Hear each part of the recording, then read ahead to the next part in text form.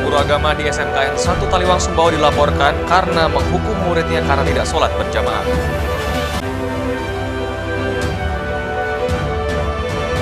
19 dari 26 warga yang diperiksa sebagai saksi perang antar kampung ditetapkan sebagai tersangka.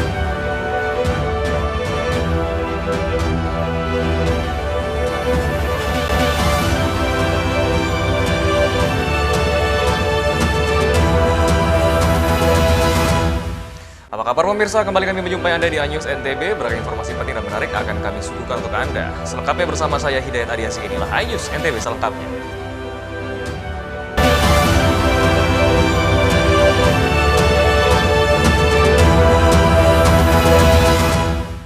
Kita awali informasi pertama pemirsa, seorang guru agama SMKN 1 Taliwang Sumbawa dilaporkan orang tua murid karena menghukum muridnya lantaran tidak sholat berjamaah.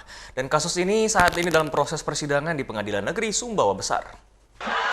Kasus ini sempat viral di media sosial yang beredar di masyarakat dengan judul "Guru Agama di Sumbawa Barat dipolisikan orang tua murid dan dituntut 50 juta".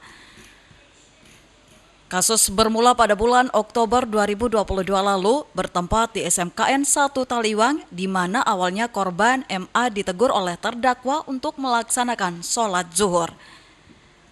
Akan tetapi karena MA tidak menghiraukan teguran terdakwa yang merupakan guru agama, maka terdakwa AS lantas melakukan pemukulan terhadap MA dengan menggunakan bambu dan memukul dengan tangan kosong.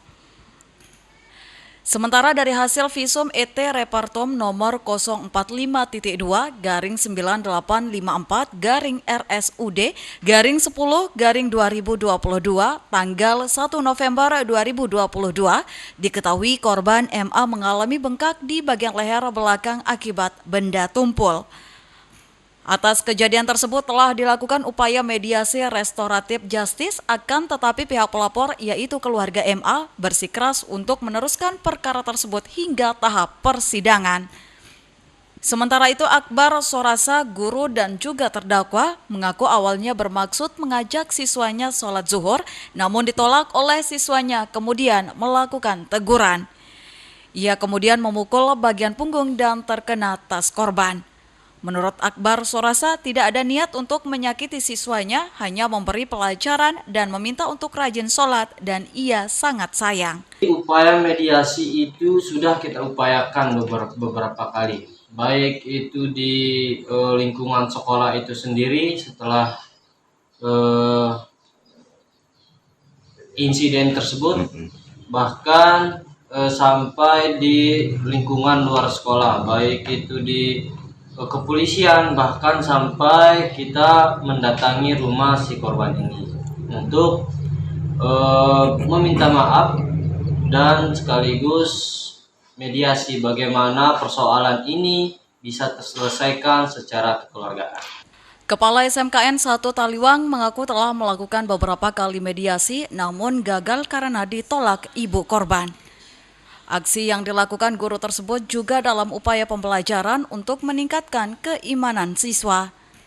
Sejak kejadian itu, pihak sekolah tetap mempertahankan korban sekolah di SMKN 1 Taliwang, namun korban memilih keluar dan tidak pernah sekolah lagi di SMKN 1 Taliwang. Orang tua dan anak itu kan tidak pernah datang sekolah anak-anaknya kan, jadi anak-anak itu tidak pernah datang.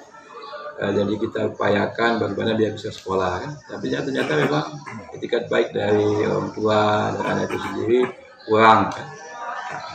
Sehingga kami sampai hari ini pun ya, karena tahun ajaran baru pun ya kita berharap kan bisa sekolah kan. Dari kasus tersebut, terdakwa AS 26 tahun didakwa pasal 76C JO pasal 80 ayat 1 Undang-Undang Nomor 35 Tahun 2014 tentang perubahan atas Undang-Undang Nomor 23 Tahun 2002 tentang perlindungan anak dengan ancaman hukuman 4 tahun penjara. Dari Sumbawa Barat, Topan Iswandi, iNews melaporkan. Kita beralih ke Kota Mataram pemirsa, 19 dari 26 warga yang diperiksa sebagai saksi dalam kasus penyerangan anggota polisi saat terkampung Jumat pagi ditetapkan sebagai tersangka.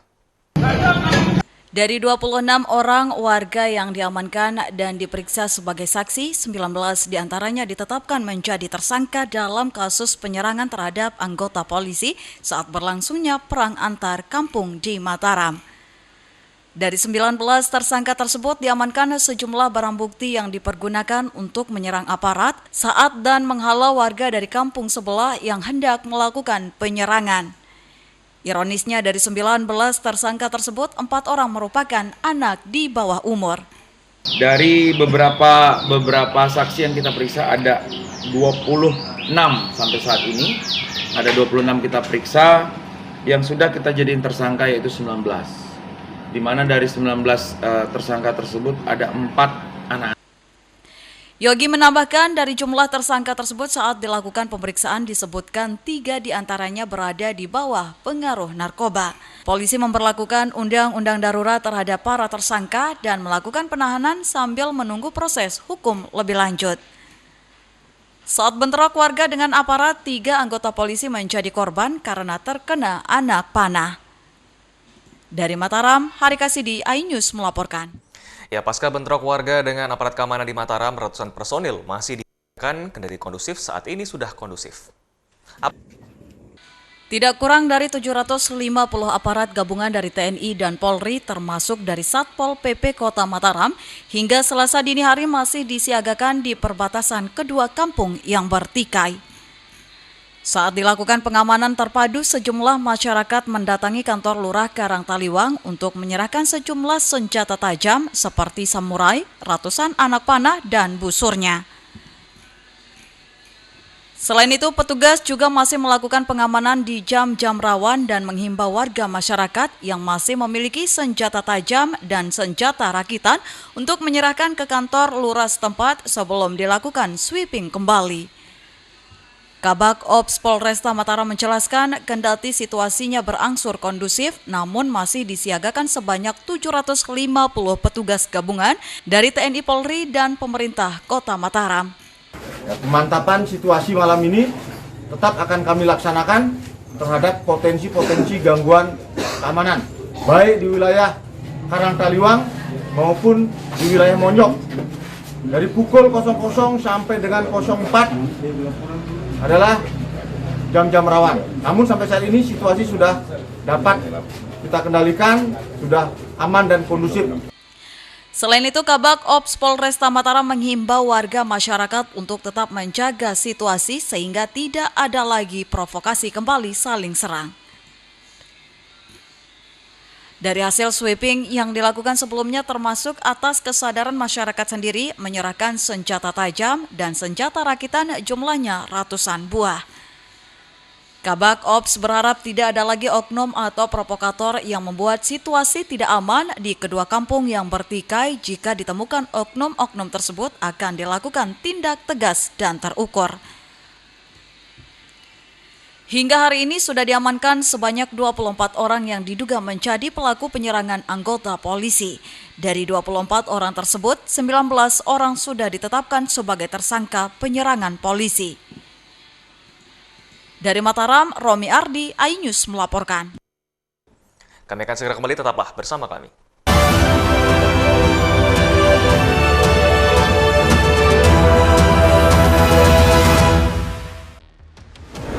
CCTV tersebar di seluruh penjuru. Komplotan pencurian mobil, tabrak lalu lintas dan pelanggaran melawan mobil ugal-ugalan menabrak pesepeda.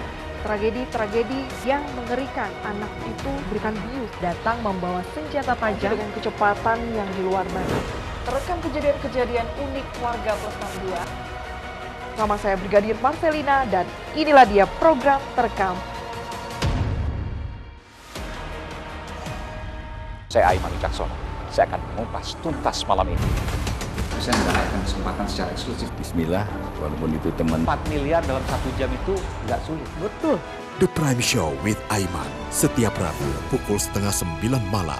Saya Prabowo Revolusi, kita berbagi cerita. Rupanya konspirasi itu ini. Oh iya. Apakah jadi capres? Kita setuju. Sebetulnya saya ini untuk menjadi presiden, saya harus siap. Konspirasi Prabu, setiap Rabu pukul 9:30 malam.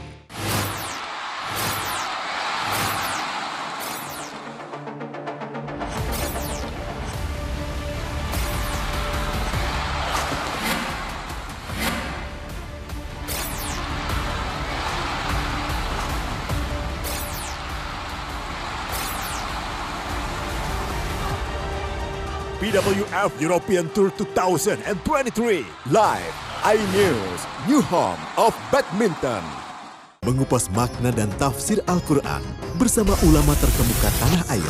Kaumum min kaum khairun minal yadis suflah. Nggak bakal bisa dibayar oleh dunia dan seisinya. Jelas, lugas untuk kehidupan sehari-hari. Di antara yang merusak hati adalah buruk sangka. Wa aqimus shalah wa atuz zakah. Itu pun sejajar dengan jihad fisabilillah. Cahaya Hati Indonesia, Sabtu dan Minggu pukul 12 siang di iNews. Selamat datang di iNews Today. Lengkapi pagi Anda dengan update informasi terkini. Apa penyebabnya? Apakah karena aspalnya? Ruas jalan ini ambles membentuk lubang. Boleh nggak sih dikasih senjata? Nggak boleh. Saya punya di bawah supervisor. Kita akan langsung bergabung bersama Giselia Nurahmat. Sejumlah bahan pokok mulai mengalami kenaikan. iNews Today setiap Senin sampai Jumat pukul 10 pagi di iNews.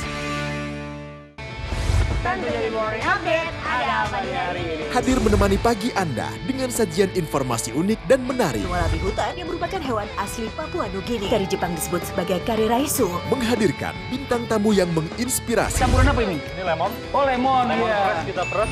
Itu harus dipotongin dengan dekat bagian mata. Kalau nggak Morning Update, Senin sampai Jumat pukul 7 pagi di iNews.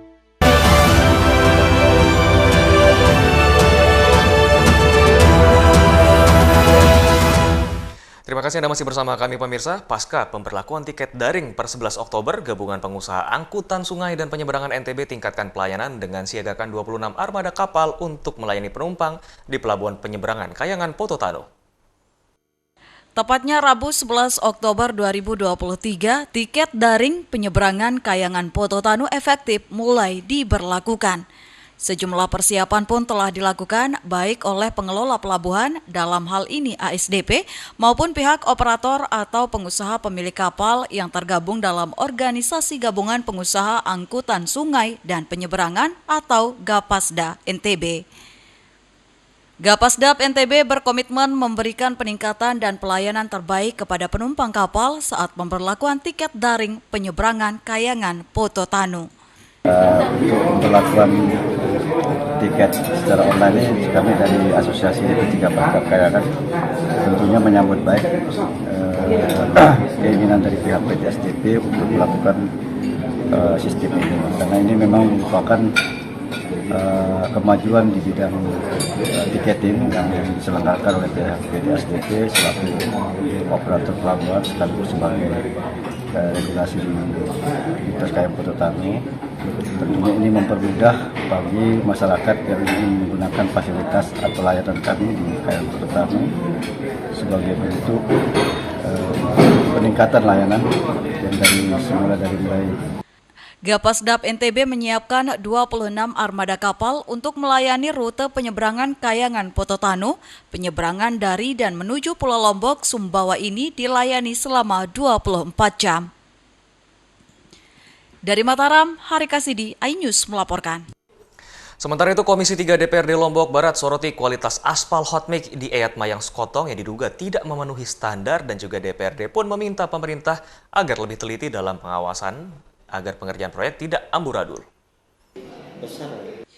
Komisi 3 DPRD Lombok Barat soroti kualitas dari pengerjaan aspal jalan hot mix yang di Eyat Mayang Sekotong yang tidak sesuai dengan standar kualitas jalan pada umumnya.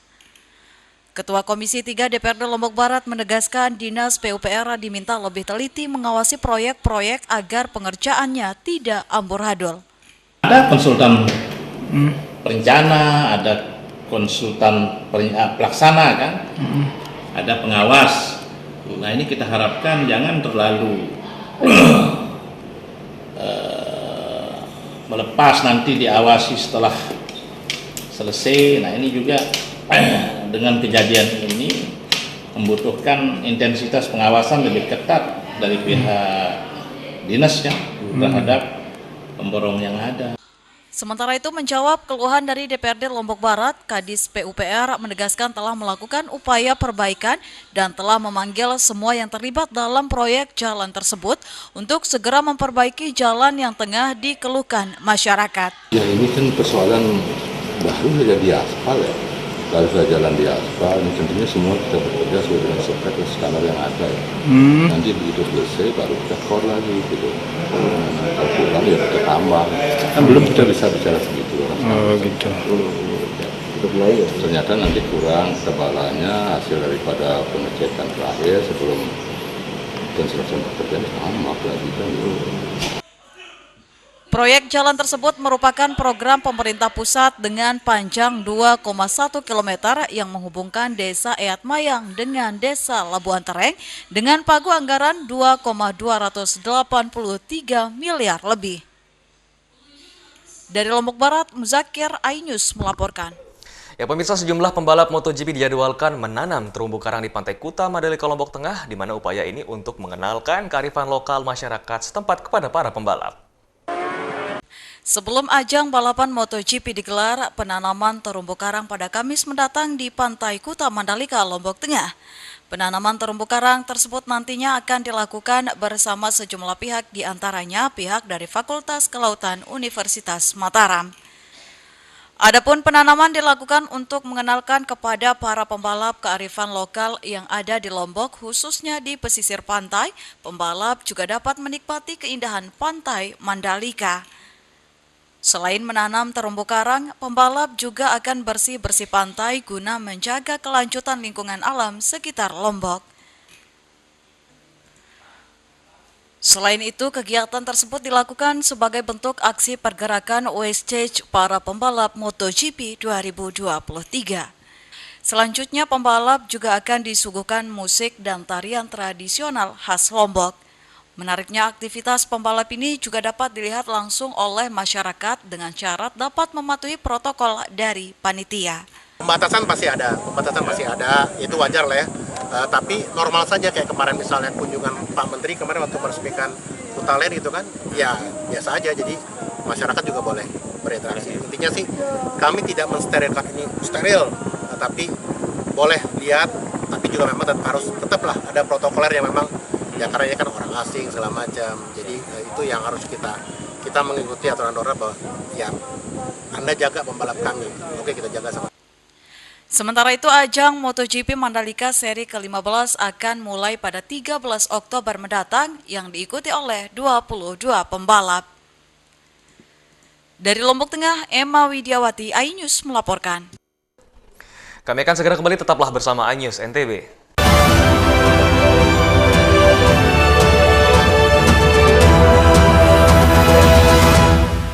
Enak, bikin mata kita melek dan rasanya mantap. Temani weekendmu bersama program kuliner spesial. Kalaparan, eksplor gokil wisata kuliner. Hidden Gem, tempat makan yang jarang terekspos. Food Diary, mengupas sejarah kuliner dan viral. ini enak banget. Saksikan kuliner spesial weekend, Sabtu dan Minggu, pukul 10 pagi di iNews. Saya Aiman Wicaksono, saya akan mengupas tuntas malam ini. Saya mendapatkan kesempatan secara eksklusif. Bismillah, walaupun itu teman. 4 miliar dalam 1 jam itu nggak sulit. Betul. The Prime Show with Aiman, setiap Rabu pukul 8:30 malam. Saya Prabowo Revolusi, kita berbagi cerita. Rupanya konspirasi itu ini. Oh iya. Apakah jadi capres? Kita setuju. Sebetulnya saya ini untuk menjadi presiden, saya harus siap. Konspirasi Prabu, setiap Rabu pukul 9:30 malam. Mengupas makna dan tafsir Al-Quran bersama ulama terkemuka tanah air. Kaumum min kaum khairun minal yadis sufla. Nggak bakal bisa dibayar oleh dunia dan seisinya. Jelas, lugas untuk kehidupan sehari-hari. Di antara yang merusak hati adalah buruk sangka. Wa aqimus shalah wa atuz zakah. Itu pun sejajar dengan jihad fisabilillah. Cahaya Hati Indonesia, Sabtu dan Minggu pukul 12 siang di iNews. Hai, namaku Greenie. Greenie mau ajak teman-teman untuk menjaga bumi kita tercinta dari kerusakan.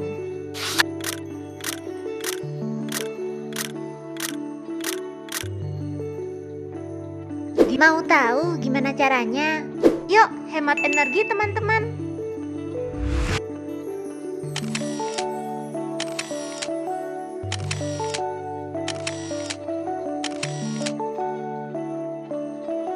Kurangi penggunaan plastik sekali pakai. Terus mainan kita kalau udah nggak dipakai, sumbang ke teman lain yang membutuhkan. Bisa kan teman-teman? Yuk kita selamatkan bumi dari kerusakan untuk masa depan kita teman-teman.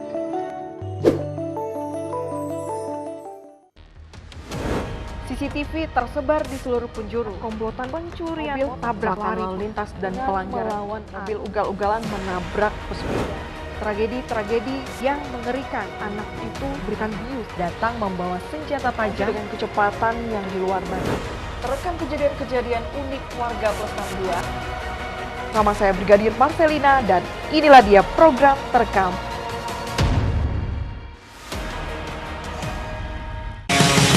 Kompilasi berita olahraga paling top dan sensasional, baik dalam dan luar negeri.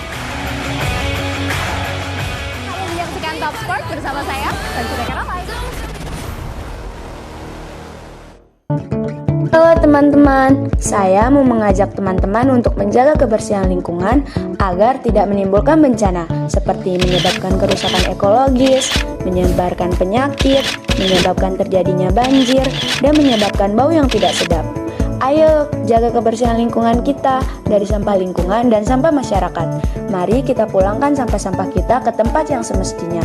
Karena satu sampah yang kau buang sembarangan akan menimbulkan 1001 macam bencana. Namun, satu sampah yang kau buang ke tempatnya akan menyelamatkan seluruh alam semesta. Mari teman-teman, kita buang sampah pada tempatnya untuk menjaga kelestarian lingkungan kita.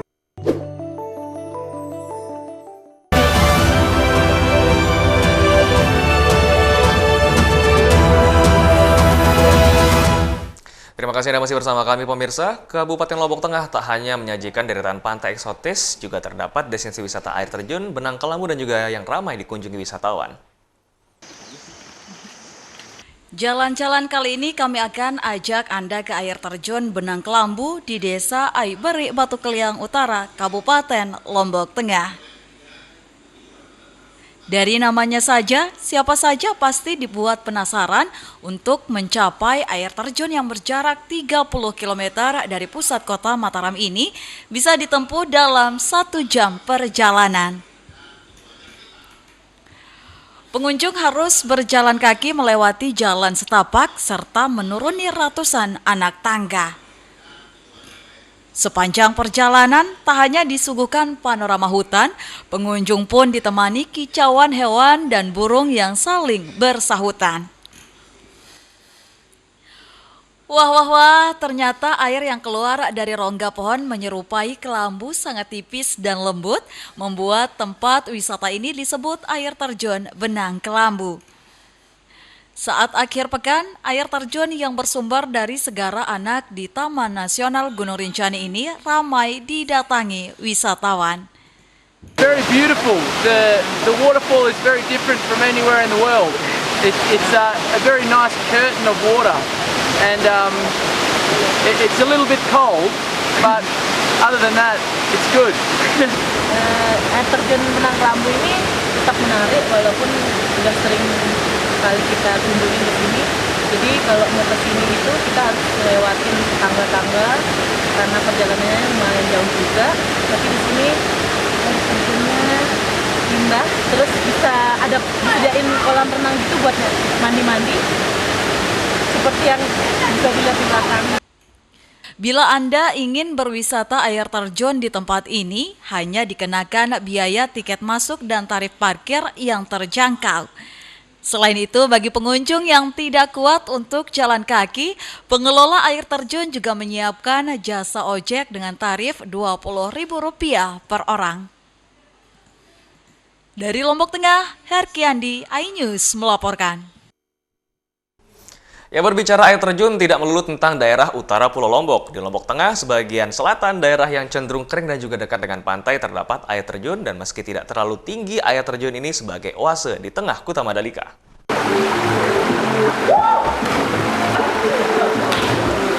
Mendengar kata Mandalika, sebagian dari kita pasti mengingat sirkuit MotoGP yang tengah dibangun atau paling tidak terngiang akan pantainya yang super mewah dan mendunia. Sebut saja sederet pantai nan cantik mulai dari Pantai Kuta, Pantai Seger, Tanjung Aan, maupun Pantai Selong Belanak. Tapi tahukah kalian jika kawasan ekonomi khusus ini memiliki destinasi wisata berupa air terjun? Tidak ada yang menyangka jika kawasan yang cenderung kering dan tekstur tanahnya tanah liat ini terdapat air terjun yang begitu cantik. Terletak di pedalaman hutan di bawah perbukitan, masuk kawasan Dusun Merendeng, Desa Kuta, Kecamatan Pujut, Kabupaten Lombok Tengah. Tiu Merendeng begitu halayak menyebut air terjun ini. Untuk sampai ke air terjun, pengunjung cukup masuk dari Desa Kuta, sampai parkir kendaraan untuk melanjutkan perjalanan dengan menelusuri jalan setapak serta menelusuri sungai kecil. Medan yang dilalui cukup menantang karena selain melewati tebing juga licin akibat tanahnya basah dan lembab, karena di sepanjang jalan banyak ditemui mata air yang keluar dari dinding-dinding tebing. Kurang dari 7 menit berjibaku dengan batu-batu kali yang licin, dari kejauhan tampak derai air terjun yang jatuh membentuk bulir melalui sebuah batu dan membentuk kolam yang cukup luas. Keunikan lainnya adalah warna kolam airnya hijau toska, sehingga sangat cantik ketika terkena sinar matahari. Sekilas air terjun ini mirip dengan air terjun Kalela yang ada di Sumbawa, tapi versi mininya. Tiu Merendeng memiliki ketinggian 3 meter dan memiliki kedalaman kolam lebih dari 2 meter. Aktivitas yang bisa dilakukan selain mandi dan berenang, pengunjung bahkan mencoba jumping dari atas air terjun. Hai, jadi hari ini kita lagi ada di air terjun, tepatnya berada di Kuta Mandalika, Lombok Tengah. Tumben banget nih ada air terjun di area Kuta Mandalika, biasanya itu pantai semua kan. Sekarang ada air terjun, namanya air terjun Tiu Merendeng. Jadi buat teman-teman yang pengen nikmatin pantai sekaligus air terjun, bisa banget tuh datang ke area Kuta Mandalika, tepatnya di Lombok Tengah. Air terjun Tiu Merendeng untuk saat ini memang belum dikelola secara baik. Parkir saja kendaraan harus dititip di rumah warga dengan hanya memberi uang jasa seikhlasnya. Tidak ada tiket masuk serta akses ke air terjun masih berupa jalan tanah. Setidaknya keberadaan air terjun ini bagai oase bagi daerah Kuta Lombok Tengah yang tidak memiliki destinasi berupa air terjun. Dari Lombok Tengah, Herkiandi, iNews melaporkan. Serangkaian informasi tadi sekaligus menutup perjumpaan kita di iNews NTB kali ini. Saya Hidayat Adiasih, mewakili kru bertugas pamit. Terima kasih dan sampai jumpa kembali.